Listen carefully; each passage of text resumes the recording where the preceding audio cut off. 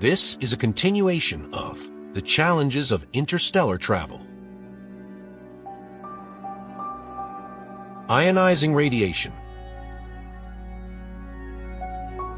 Space radiation is among the most hazardous dangers for astronauts on long-duration space flights. Ionizing radiation are high-energy particles from nearly all of the elements in their atomic composition. These are flying all around in space at nearly the speed of light. They can damage or destroy the atomic composition of materials they come in contact with, including human cells and DNA. Ionizing radiation comes from deep space explosive events, such as supernovae, star atmospheres, and other sources. Recall the last episode where it was mentioned that a spacecraft traveling through space at 0.2 C would expose its human crew to radiation. Well, this is ionizing radiation, and it was determined the radiation levels are close to those encountered in a nuclear reactor. Interstellar space is a literal radiation furnace. It is known that radiation exposure will increase your chances of degenerative diseases and cancer many-fold. For instance, 1 sievert equals the radiation dose of about 500 medical chest X-rays. And without accounting for the effects of speed, a 22-year journey in deep space, the cumulative dose could exceed 10 sieverts. Needless to say that this exposure is well above the threshold for acute radiation sickness and poses a severe risk of long-term health effects, including cancer and cardiovascular diseases.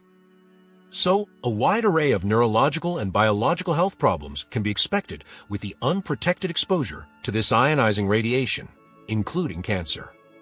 More disturbingly, even at low relativistic speeds, the radiation levels would be almost certainly lethal, especially when considering the vast distances and times we must traverse between stars and our current lack of protective systems developed for space. We know that lead, water, and human waste can be used to shield some of the radiation from space. But these are partial protectants and cannot be counted on for the long durations and exposures of interstellar travel, especially when these have to be lifted from the surface of the Earth, potentially adding many thousands of metric tons of weight to our already anemic payload capacities. Again, force fields are still things of science fiction. We lack the energy capacity and superconductivity necessary for even small-scale magnetic fields, let alone the gargantuan scale necessary on an interstellar craft. Magnetic fields bring about a set of other challenges to mission design and electrical and electromagnetic sensitive equipment on board. Gravity. Gravity is a big problem in deep space. It causes muscle atrophy, bone density loss, cardiovascular changes, body fluid redistribution, immune system impairment, vision changes, and psychological effects. Yet, we have not developed systems that can reliably and safely generate gravity on any spacecraft. Systems that spin the body locally on a conventional spacecraft are sickening and disorienting for the crew. And gigantic torus structures that spin on an axis and generate a comfortable and safe centrifugal force gravity are still outside of our design, building, and propulsion capacity. If we could somehow accelerate a ship to 9.81 meters per second squared, the acceleration of 1 g would conveniently provide the Earth-like gravity on surfaces perpendicular to the direction of travel. But again, such acceleration is no small achievement.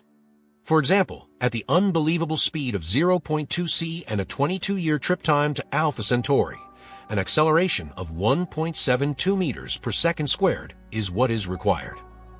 Any higher acceleration is just a fantasy discussion. Additionally, in this scenario, the spacecraft would have to accelerate the first half of the journey, then decelerate on the second half. This would severely complicate mission design, such as methods used to accelerate and decelerate, and relative positions of the crew, spacecraft, and the propulsion systems. Although, as of today, low gravity is a problem for space travel, I believe it is one that can be solved through mission and spacecraft design and using current technology. However, these require massive advances in our overall space capabilities. Temperatures. The average temperature of deep space is a mere 2.7 degrees Kelvin, or minus 270 degrees Celsius. These bone-chilling temperatures present obvious problems for any interstellar mission design, and the insulation on such a ship will need to be significant and of high insulating materials. Luckily, these have been developed. They just have to be scaled up to cover immense structures. And the heat energy required to keep a kilometer-scale interior at a balmy 16 degrees Celsius would be more than we can currently provide. Obviously, straying away from our sun's warming radiation, as will be necessary for an interstellar mission, will present a daunting energy challenge on board.